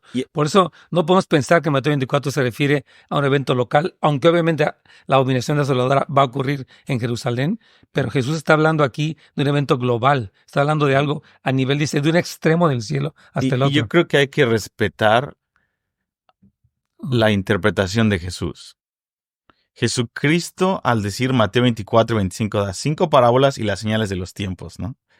Y él hace todas las cosas que Jesús dijo, las tomó del Antiguo Testamento. Él nunca añade cosas, ¿no? Él añade entendimiento de lo que él ya anunció desde los profetas. Entonces, porque aún Jesucristo dijo en Juan 8, dice, si ustedes creen lo que Moisés dijo de mí, entonces me aceptarían, pero no creen lo que Moisés dijo de mí, por eso me quieren matar. Lo cual les contradijo completamente. En pocas palabras, él está diciendo, ya todo está escrito. Sí. Entonces, Jesucristo no enseña algo nuevo en Mateo 24, él da entendimiento de Daniel 7. Sí, así es. Entonces, cuando tú ves Daniel 7, hay una sola venida del hombre. Él viene y viene con todos los ángeles del Padre a invadir, y solamente una vez aparece el Hijo del Hombre. Y cuando Él aparece, destruye al pequeño cuerno que tiene blasfemias en su boca, que es el falso profeta y el anticristo, y le da los reinos a los santos para que vivan con Él en la tierra para siempre. Solo hay una venida. Entonces, damos lugar a interpretaciones cuando no conectamos el Antiguo Testamento con el Nuevo Testamento. Entonces, Jesucristo respetó el Antiguo Testamento y Pablo respetó lo que Cristo dijo del Antiguo Testamento. Entonces, otro error es interpretar las cartas paulinas, interpretar lo que Jesús dijo a través de lo que Pablo dijo, pero tenemos que interpretar lo que Pablo dijo a través de lo que Jesús dijo, porque Pablo se basa en lo que Jesús dijo y Jesús se basa en lo que dijo el Antiguo Testamento. Entonces, Daniel 7 es la clave para mí. Porque, según los que tienen la otra posición, Jesús no habló del rapto. Es decir, como que solo lo habló Pablo. Y realmente en Mateo 24 y todos los sinópticos están describiendo el arrebatamiento dentro del contexto de una segunda venida gloriosa y después de una gran tribulación. Sí. Pero los que dicen, no, es que eso no está hablando del rapto. Pablo habló del rapto. Le están quitando a Jesús uno de los asuntos más importantes. Se lo están quitando de su discurso, de su predicación. Y no se dan cuenta de lo grave que es eso, de dar a entender como que Jesús solo habló de su segunda venida y que Mateo 24 habla de la venida gloriosa, pero hay otra cosa que Jesús no habló, que se le reveló a Pablo, que es el rapto secreto. Y claro, cogiendo el texto de Primera de Tesalonicenses 4 aisladamente, tú puedes argumentar que sí hay tal cosa como un rapto secreto, pero si lo haces como Benjamín está diciendo, desde la óptica de Jesús, interpretas lo que Pablo dice desde la óptica de lo que ya Jesús dijo, no cabe esa posibilidad. No. Y el elemento que une los dos textos, vuelvo a decirlo porque para mí es la pista innegable, es la trompeta. Sí. La trompeta suena en los dos versículos. Y aún Pablo habla de la trompeta en, si no me equivoco, en 1 Corintios. Ajá. 15, 50. Que quizá lo podemos leer ahora, y dice que es la final trompeta. O sea, después de esa trompeta ya no puede sonar otra, y describe la resurrección. ¿Puedes leerlo, Jaume? Sí. Porque creo que nos va a ayudar. En un momento, en un abrir y cerrar de ojos, a la final trompeta. Porque se tocará la trompeta. Y los muertos serán resucitados incorruptibles y nosotros seremos transformados. Y luego lo lees con Apocalipsis 11:15, que te expande lo que está anunciado en estos versículos. Y literalmente dice, ahora los reinos del Dios y de su Cristo han venido a ser de nuestro Dios. Y de su Cristo, sí. Sí, dice... Yo les quiero decir algo rapidito antes. Es que miren... Os veo emocionados. Sí, no. Déjame nada más decir, el séptimo ángel tocó la trompeta y hubo grandes voces en el cielo que decían, los reinos del mundo han venido a ser de nuestro Señor y de su Cristo. Ya no hay más. Si es secreto, ¿por qué los reinos del mundo? Literalmente Salmo 2 cumpliéndose. Él viniendo a conquistar reyes y ejecutar. Salmo 45. Ejecutando reyes en su procesión triunfante como el más hermoso de los hijos de los hombres. Él viene en su segunda venida, en la única que hay. Todo el cielo a la séptima trompeta, los reinos del mundo han venido a ser de nuestro Señor y de su Cristo, y Él reinará por los siglos de los siglos. Una vez que Él aparece, se acabó. Sí. No hay algo secreto y después Él regresa y como pues que toca las copas base. De la ira, pero ya Toca base y se regresa, ¿no? No, porque alguien le iba a hacer el out, ¿no? O sea, Él llega. Sí, no, es que yo les quería comentar que un problema que tenemos es que tú puedes leer la Biblia ya con una preconcepción hecha. O sea, yo creo que esto es lo que dice, entonces filtro desde ese lugar lo que estoy leyendo y entonces puedo tomar Tesalonicenses como un argumento por encima de lo que dijo Cristo, ignorando el Antiguo Testamento. Pero, o sea, yo creo que la invitación son dos cosas, yo creo. Una es honrarnos aún en medio de nuestras diferencias, de estas posturas escatológicas, no dividirnos.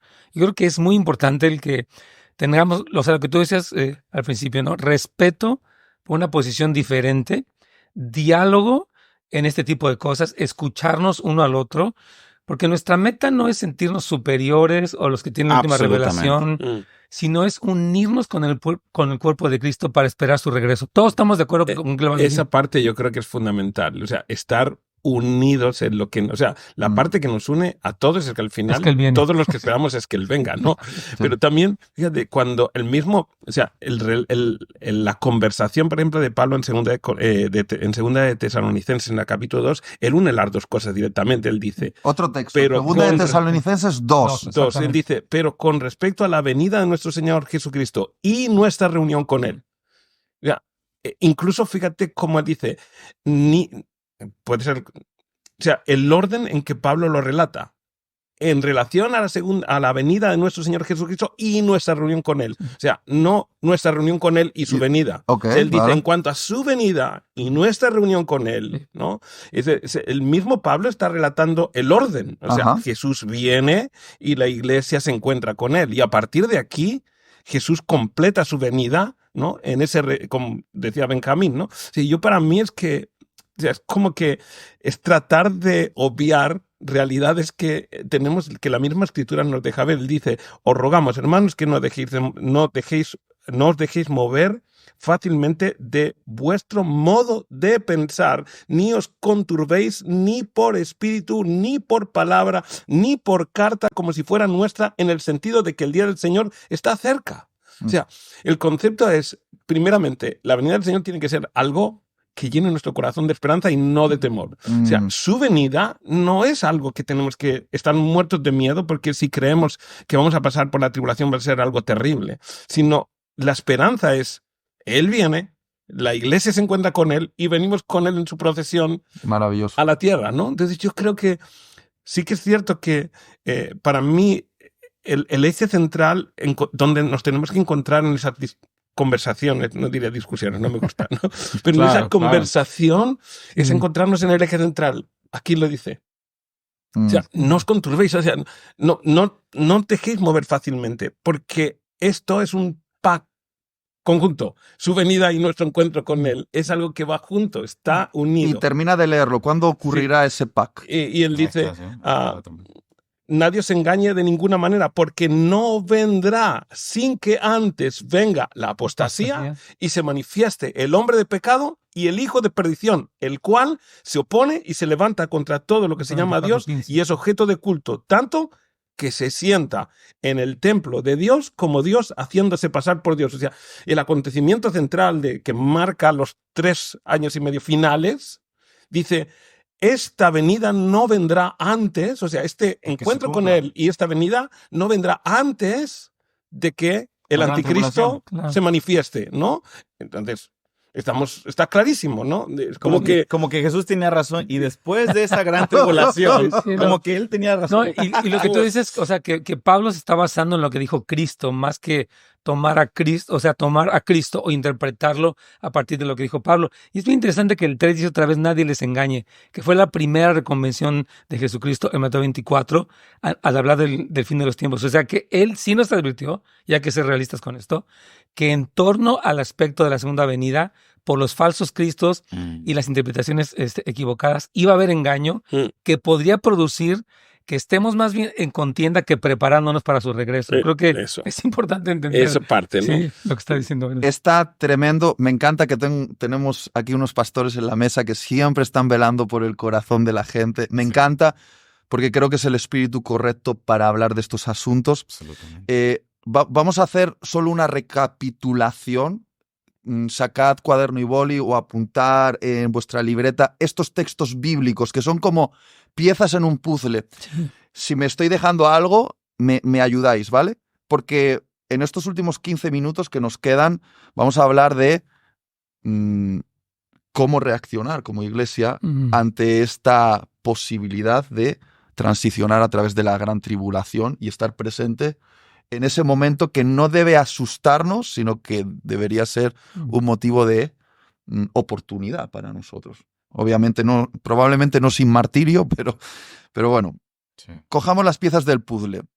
Mateo 24 y todos los sinópticos nos habla Jesús que después de la tribulación de aquellos días aparecerá la señal del Hijo del Hombre, es decir, Él se hará manifiesto en el cielo, lo simplificamos así, y Él va, después de unas señales cósmicas, a reunir a todos los santos de los extremos de la tierra, con ayuda de sus ángeles, y los va a reunir en el cielo, ¿vale? Entonces ahí parece que se nos habla de un arrebatamiento, y eso ocurre cuando suene la trompeta, lo dice Mateo 24.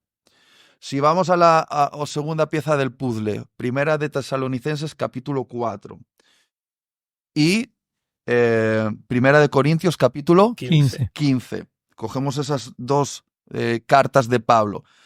Pablo dice que cuando suene una trompeta, que dice que es la trompeta final, la última, lo que va a ocurrir es que los muertos en Cristo resucitarán primero, con cuerpos resucitados y gloriosos, y los que estén vivos también van a ser tomados, arrebatados, para encontrarse con Jesús en el aire, ¿vale? Sí. Luego, cogemos otra pieza del puzzle, que es Segunda de Tesalonicenses, capítulo 2, que se nos dice que la segunda venida de nuestro Señor Jesucristo, o la venida de nuestro Señor Jesucristo, y nuestra reunión con Él, en ese orden, y en back, no ocurrirá sin que antes se manifieste el hombre de pecado, que es el anticristo, y la apostasía final. Si luego ya le sumas el texto de Apocalipsis, que es Apocalipsis capítulo 11:15, que habla de la séptima trompeta, y parece que es la declaración final de Jesús tomando el planeta Tierra. Si juntamos todas esas piezas, mi pregunta es, ¿este puzzle qué nos está mostrando? Sí, yo diría la imagen como en un puzzle o en un rompecabezas, la caja donde ves la imagen, donde te basas. Todos estos 10 versículos que dijimos, la caja, el modelo a seguir es Daniel 7. Sí. Uh-huh. Y todo tiene que encajar con la profecía del Hijo del Hombre. 89 veces Jesucristo se llamó el Hijo del Hombre. Más que cualquier otro título, Él escogió el Hijo del Hombre para poner un punto. Daniel 7 es el Evangelio. Ahí está, de ahí sale toda la escatología. Y a donde apunta eso es que Jesucristo va a regresar después de la gran tribulación y viene por una iglesia victoriosa, pura, sin mancha. Y si no vemos eso, si nuestra escatología realmente cambia nuestra visión del mundo.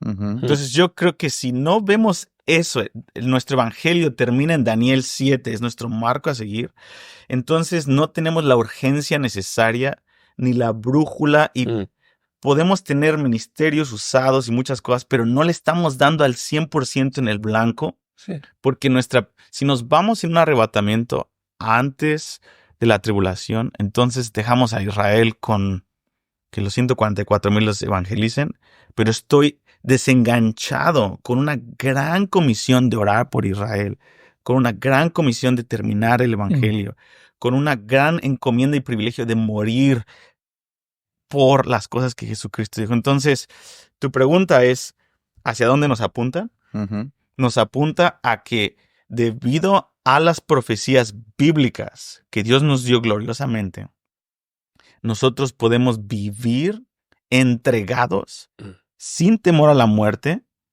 en los últimos tiempos. Yo creo que sin una visión bíblica escatológica, el bramido del mar y las señales y las conmociones de las naciones van a hacer que nuestro corazón desmaye. Y Jesucristo dijo, mientras el corazón de muchos desmaya, ustedes que tienen una visión bíblica profética de lo que va a venir, ustedes erguíos, levanten su cabeza porque su redención está cerca. Entonces, esta imagen, esta visión escatológica que Dios nos da en las Escrituras es para nuestra propia gloria. Es una brújula, es un ánimo en medio de la gran tribulación y de los dolores de parto. Si no hay una promesa de un bebé clara, pues la mujer dice, pues ¿por qué estoy pujando, no? O sea, ¿hacia dónde vamos, no? Y yo creo incluso que uniendo lo que dice Benjamín, y espero que nadie me la pide por esto, pero... A ver, ya si estás en este podcast, amigo... Pero fíjate, yo incluso creo, y es la forma de como yo entiendo, por ejemplo, cuando la Biblia habla de la apostasía en realidad lo que significa es salirte del lugar de firmeza, o sea, del punto de firmeza. Uh-huh. Entonces, cuando llegue, si realmente vamos a poner en el caso, si llega ese momento, que van a llegar todos esos acontecimientos de la gran tribulación, todo eso que va a venir. Para una iglesia que no se ha preparado, para alguien que no se ha preparado y que no concibe los acontecimientos finales como parte de lo que vamos a atravesar, porque nuestro evangelio en los últimos años no podemos negar que ha sido un evangelio muy humanista, un evangelio muy enfocado, muy antropocéntrico, muy centrado en la necesidad del hombre y un Dios que responde necesidades, ¿no? Entonces, ¿qué va a ocurrir cuando llegue ese momento a la iglesia? Si realmente vamos a pasar por ahí, mucha gente lo que va a hacer es decir, esto que estoy viviendo no tiene sentido con el Dios con el que yo creo. Así que su apostasía, o sea, su apartarse del lugar de firmeza que lo puede mantener firme hasta el final, o sea, eso es lo que la apostasía es, salirte del lugar de seguridad que te mantiene firme. O sea, ese salirse vendrá provocado por una falta de entendimiento de lo que va a ocurrir. Y la verdad que esto que está diciendo Jaume puede ser motivo de que me cierren el podcast ahora mismo. Bueno, es que si lo ves así, o sea, si realmente vamos a posar por ahí y tú no te has preparado y tu entendimiento del evangelio es que Dios sencillamente te saca de todos los problemas y que te sacará de un problema que será la tribulación, cuando pases por ahí... Jaume, es que lo que estás diciendo, y quizá quiero aclarar, este es el motivo por el cual hago este podcast con mis amigos. Es porque creo que un entendimiento errado acerca de la segunda venida, que sea un entendimiento escapista de antes de que vengan los problemas, Dios nos va a raptar y aquí se quedan los judíos y los tibios que luego sí van a ser mártires, sorprendentemente después, ¿no? Pero bueno. Sí, nos tomaron décadas disciplinar a una persona y en 3 años y medio los tibios se vuelven los héroes. Sí. No sé cómo pasa. Esa visión escatológica de escapista puede ser el catalizador, esto es fuerte, el catalizador de la apostasía en el corazón de algunos que se van a preguntar ¿por qué Dios nos ha abandonado? Exactamente. Yo creo que ese es el gran peligro que yo he visto cuando, o sea, respetamos las diferencias y no queremos tener ningún sentido de superioridad, pero a la vez el peligro de una escatología no bíblica es que puedas sentir una gran desilusión y tal vez se presente el anticristo y él te ofrece paz y seguridad. Y entonces lo que estabas buscando es un peligro, o sea, yo lo que me preocupa en ese sentido cuando empezamos en la iglesia y los amamos en esa como debate que se tiene es decir, ok, si el Señor, como dice la palabra, se tarda, porque si tardándose el esposo y viene lo que estamos hablando ahorita, tu teología te va a tener preparado o no para esto que estamos viendo que es tan obvio, porque si no estás preparado, entonces sí, lo que tú decías, la apostasía es una opción, o sea, me alejo de lo que entendí a favor del engaño, que decíamos que es la reconvención de Cristo, y eso es peligroso. Yo creo por eso les animamos a que oren, a que lo lean, a que lo disfruten. Sí, porque mucha de la apostasía, y siempre se ha pensado que la apostasía será que la iglesia, ¿no?, se volverá tan mundana que apostatará. Para mí, yo creo que hay una parte de esa realidad. Para mí, la apostasía, la gran apostasía va a venir por un sentimiento de sentirme defraudado, desilusionado de mi fe, y de lo cual dirá, esto no tiene ningún sentido.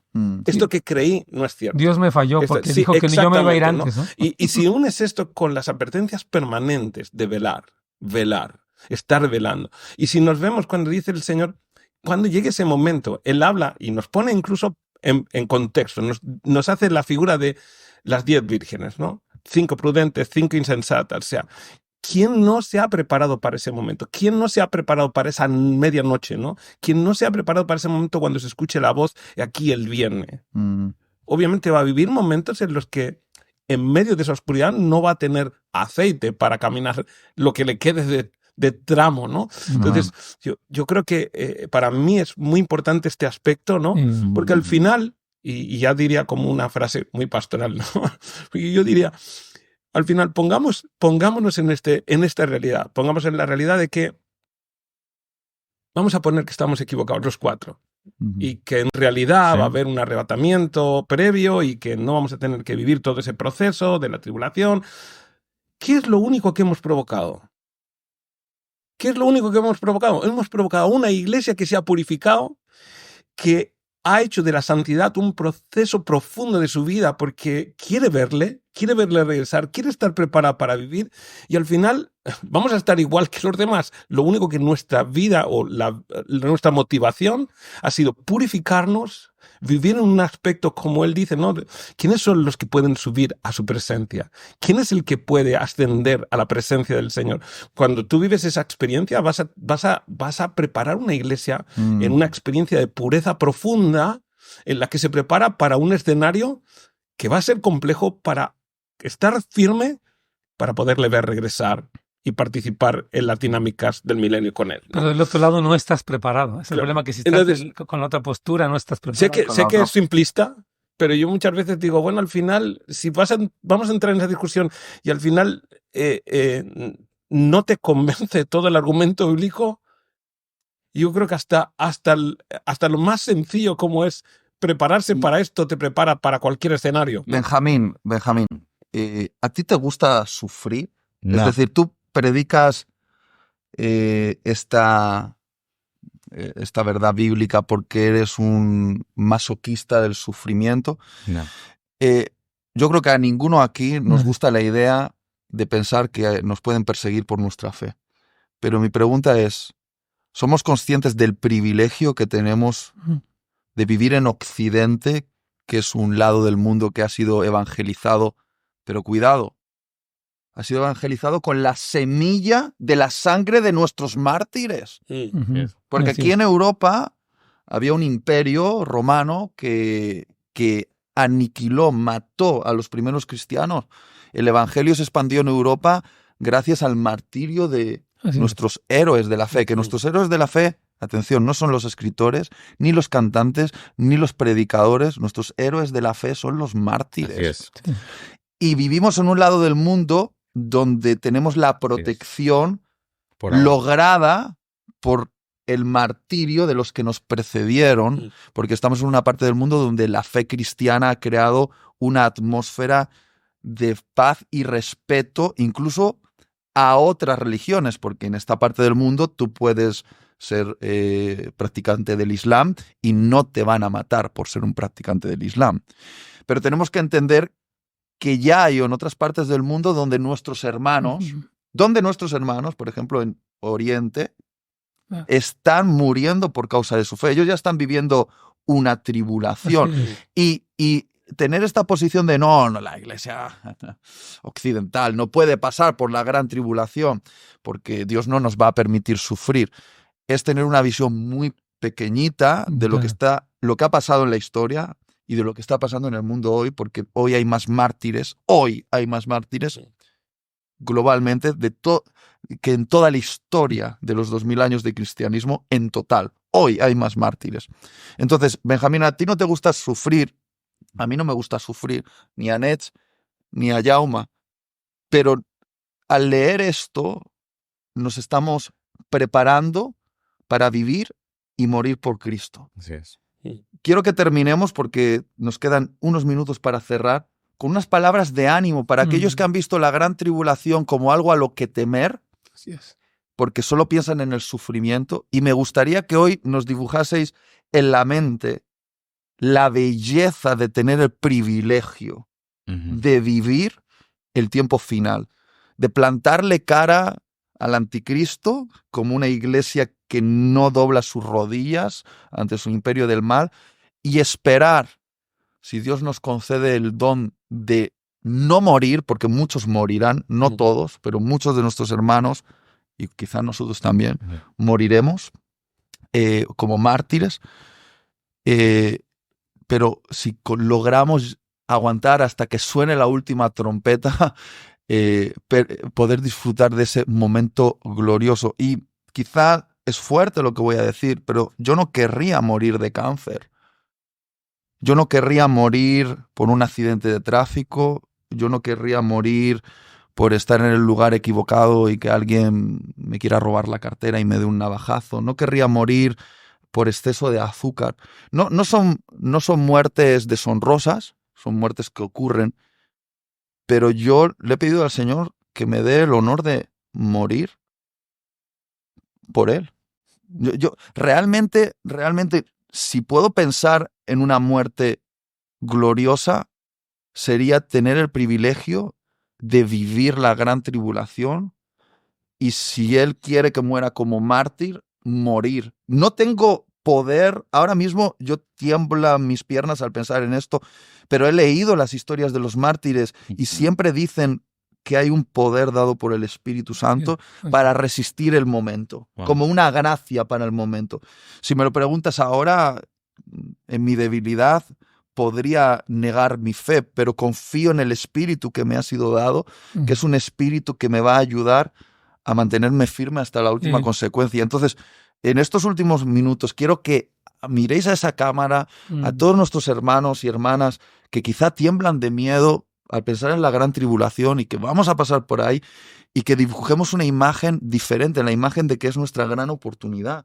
Que si Dios nos concede vivirlo, si nosotros somos la última generación, vamos a formar parte de un episodio en la historia único e inigualable. Y perdonadme, no quiero ser egoísta, pero yo no quiero que lo viva otra generación. Yo quiero que sea la nuestra, la verdad. Perdonadme el egoísmo, pero querría vivirlo, querría estar en esa parte de la historia. Me perdí la primera venida, no me quiero perder la segunda. ¿Me entendéis? Entonces, mirando a cámara, vamos a tener unas palabras finales. No sé quién quiere empezar. Yo voy a empezar. Voy a leer primera de Juan, capítulo 3, versículo 1, que son versículos muy esperanzadores. Dice, mirad, cuál amor nos ha dado el Padre, para que seamos llamados hijos de Dios. Por eso el mundo no nos conoce, porque no le conoció a Él. Amados, ahora somos hijos de Dios y aún no se ha manifestado lo que hemos de ser. Pero sabemos que cuando Él se manifieste, seremos semejantes a Él, porque le veremos tal como Él es. Y todo aquel que tiene esta esperanza en Él se purifica a sí mismo como Él es puro. Entonces, lo que hemos estado diciendo durante este podcast es que el entendimiento escatológico y teológico bíblico te produce un sentido de esperanza.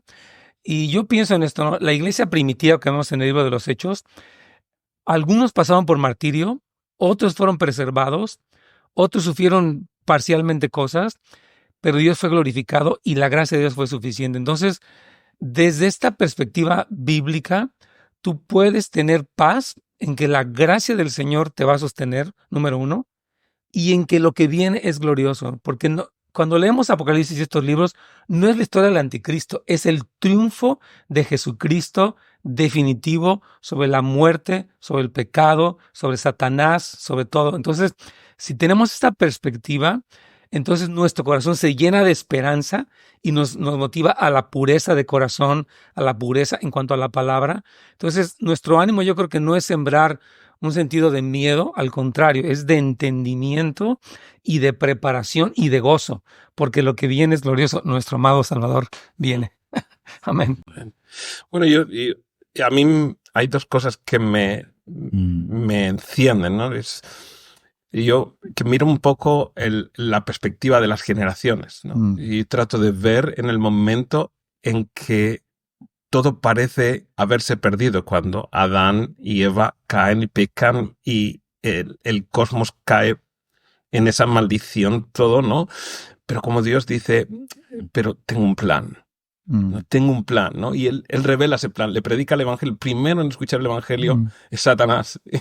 Entonces le pronostica, va a levantarse una simiente de esta mujer, ¿no? Que revertirá la historia. Yo miro eso, ¿no? Y veo a través de la historia cómo esa simiente, ¿no? Vamos viéndolo toda la escritura de esa simiente viniendo, ¿no? Preparando el plan de la restauración de todas las cosas. Entonces yo veo que, por ejemplo, cuando él habla del evangelio del reino, el fundamento del evangelio del reino Dios lo pone en las bienaventuranzas, como que dice, esta es la base de este reino, ¿no? Que se va a predicar. Y la última, o para algunos las dos últimas, tienen que ver con esta realidad de la persecución, del tiempo de la tribulación o de los tiempos donde vamos a ser perseguidos por su causa. Y él dice, cuando él habla, dice, alegraos porque vuestro galardón es grande en los cielos. Creo que esta falta de entendimiento de esta promesa, ¿no? De esta promesa, porque mucha gente cree el galardón en los cielos es que, bueno, pues a mí me tocará un lugar ahí arriba con un árbol bien bonito y un arpa de oro y allí cantaré por la eternidad, ¿no? Pero no entendemos que el galardón en los cielos es la recompensa que Jesús está preparando para los que hayan sido fieles en su regreso. Entonces, yo quiero que en ese momento mi corazón arde, y yo invito a la gente que arda en ese deseo de que cuando Él regrese y le veamos, el galardón que tengamos de fidelidad, nuestra fidelidad, de haber sido fieles en ese momento tan difícil, porque Él dice, es verdad, y Apocalipsis nos dice que muchas de nuestras victorias será haber menospreciado nuestra vida hasta la muerte.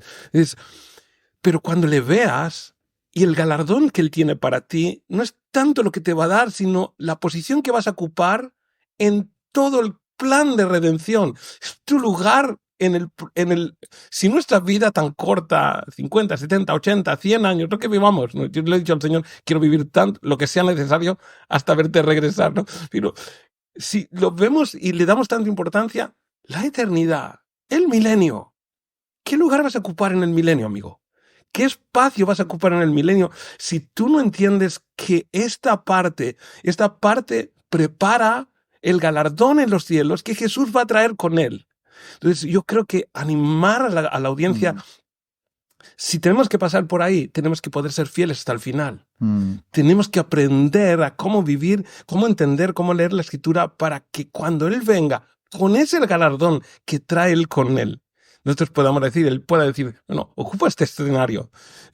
No sé, yo siempre le he dicho, digo, no sé qué ciudad me tocará. Yo quisiera que me des un lugar donde me des el lugar contigo para restaurar las cosas. Quiero que sea bien cerca tuyo. Quiero poderte ver cada mañana, ¿no? Quiero levantarme y poder ver el resplandor de tu gloria todos los días.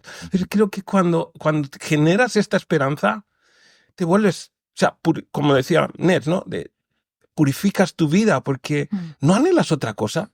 Y hay un galardón que viene con Él, con su venida. Y creo que esto empieza a arder mi corazón, no tanto si voy a tener una casa grande o pequeña, sino si voy a estar compartiendo con Él en la restauración de todas las cosas, voy a participar y voy a recibir una parte en todo lo que Él tiene para hacernos. Ese es mi ardor. Hermoso. Gracias. Amén. Hay tanto que decir del Señor Jesús, pero dos cosas. Bueno, estuvimos hablando de cosas delicadas, ¿no? Que son puntuales, que en general no las hablamos, aunque es necesario hablarlas, pero el 99.9% de todo lo que de este tema se trata de una boda.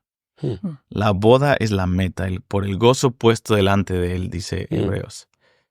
Y la Biblia habla muchas veces que Dios tiene gozo, pero solamente una vez en la palabra describe cuál es el porqué del gozo, y es en Isaías 62:5, dice, como el esposo se goza con su esposa, así se goza el Señor contigo. Entonces, en el núcleo del gozo que Dios ha tenido y tiene desde antes de la fundación del mundo, es ese día de la boda. El padre quiere prepararle una boda a su hijo, el hijo quiere tener una compañera, un grupo de gente que pueda estar con él. Y el Espíritu Santo está clamando, ven, Señor. Entonces, no sé cuáles son lo que has tecleado en los comentarios. Es entre tú y Dios. Pero que la boda, el día que ha llenado de gozo, aún por el gozo puesto delante de Él, sufrió la muerte y muerte de cruz. Esa boda es lo que llevó a Jesús en la vía dolorosa.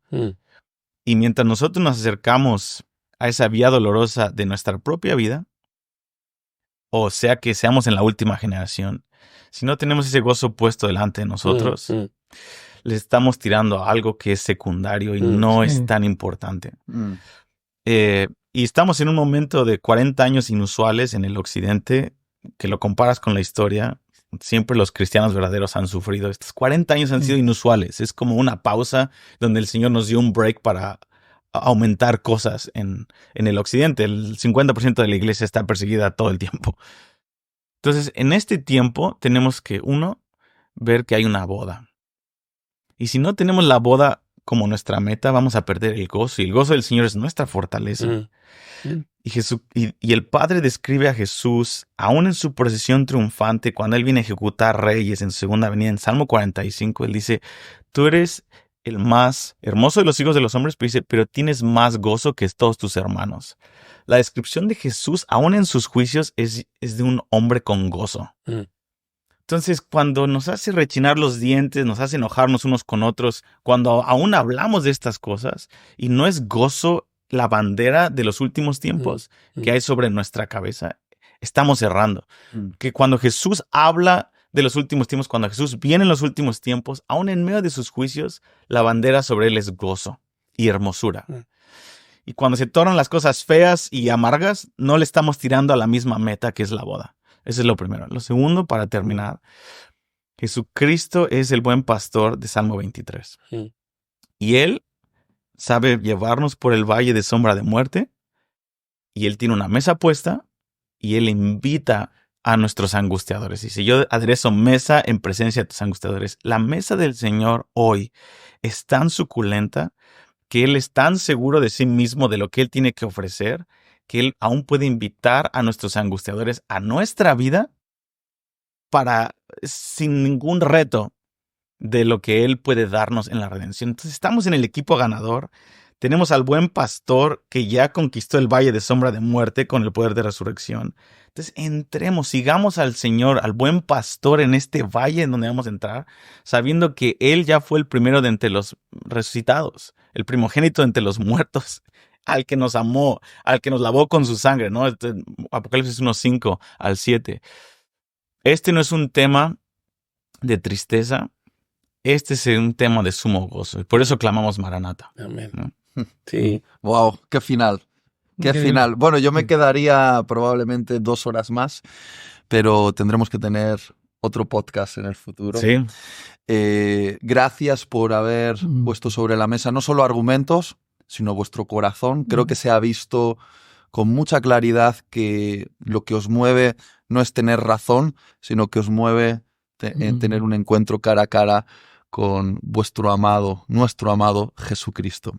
Que Él venga pronto porque queremos verle. Amén. Y dicho esto, si has disfrutado de este contenido, es un contenido especial de Campus Pasión y te animamos, estamos a últimos momentos para que te puedas inscribir en nuestro seminario 100% online Descifrando Israel. Son más de 15 horas de contenido que incluye además descifrando el enigma del Mesías y también descifrando los nombres del Mesías, todo gracias a mi buen amigo Steven Arik, judío mesiánico, maestro de las Escrituras, que te va a hacer ver el tema de Israel desde una perspectiva totalmente, probablemente sorprendente, pero creo que te va a alinear para ser un intercesor en favor del plan de Dios con Israel y con el mundo. Muchas gracias. Gracias por la invitación. Poned algo bonito en comentarios y compartir esto con vuestros amigos. Suscribiros.